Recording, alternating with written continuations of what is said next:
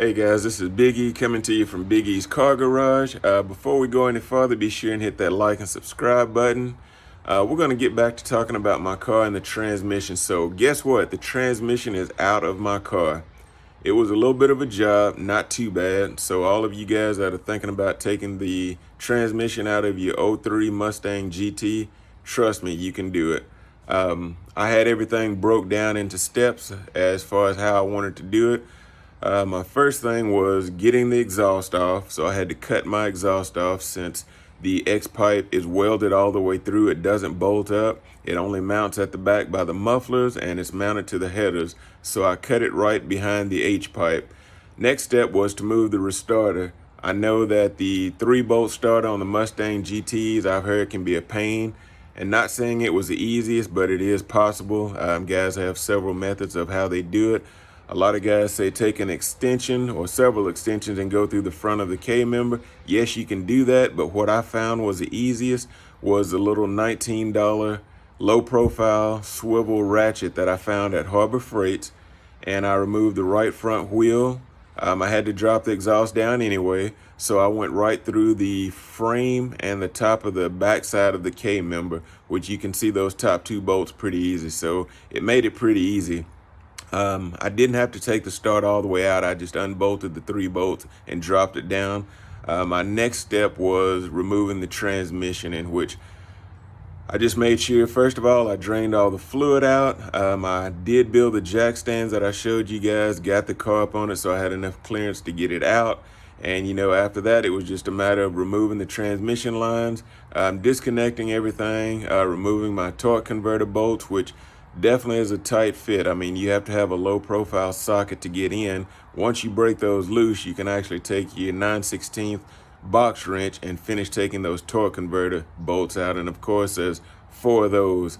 The only remaining mystery I had, not being able to see the top 2 bell housing transmission bolts, was kind of concerning. Until I lay eyes on it, I'm concerned about it.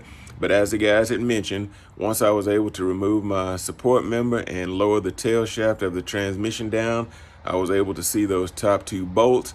I used about 4 different extensions with my ratchet, and I was able to back those out, break the transmission apart from the engine block, and the transmission came out, rolled right up from underneath the car.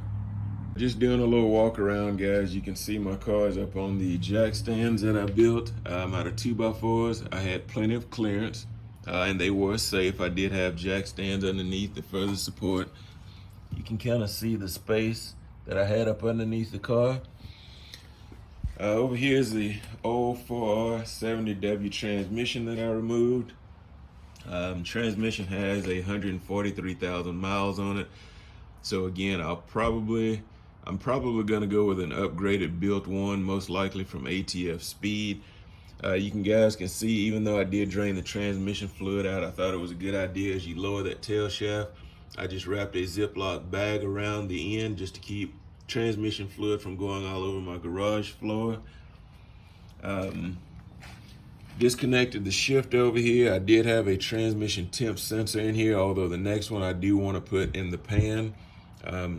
Not sure if this really gave me an accurate reading. Being here, this is where it was suggested to me to use a hole that's already in the transmission, but my transmission was reading hot. I mean, I still don't know the cause of it. It was something in the transmission, but it was reading upward more of 250 degrees. If we come around to the front where the pump is, I have removed the FTI torque converter, which is laying over to the side. I plan on sending that back to FTI just to take a look at it, let me know if it's okay or not. It does have a 3-year warranty on it, so if something is wrong, I'm sure they'll replace it. If not, they'll clean it and flush it and send it back to me, and that will be going in the new transmission. Again, really not too difficult. The next transmission also, this one just has a stock pan on it. I probably will go with a deep pan. Let's see if we walk over here. This is the FTI 3600 stall converter that I had in here. Again, I'll be sending this off to FTI just to get checked out, make sure everything's okay, remove any contaminants out of it, and hopefully it's okay and I can put it in the new transmission, but if not, you know, they should replace it just in case that something is wrong with it. Really, guys, that's about it. I'm kind of at a standstill now until I make a decision on what I want to do as far as transmission and get that and get it in. Again, this is the old one. If I need to send this one in for a core, I'll do so. If not, I may sell it for a few dollars just to see if anybody wants to rebuild this one, or just have it as a backup. So guys, there you have it. Transmission is out of the Darkhorse Mustang. Stay tuned. I'll let you know when I order my new transmission. Also what FTI comes back to me and says as far as the stall converter. But again, if you're looking to remove that transmission out of your 03 Mustang GT, it can be done. I did it by myself. I just made sure I took my time and didn't get in a rush, but it can be done. So once again, ladies and gentlemen, this is Big E from Big E's Car Garage. Hit that like and subscribe button. Stay tuned to see what's next for the Darkhorse Mustang GT. See ya.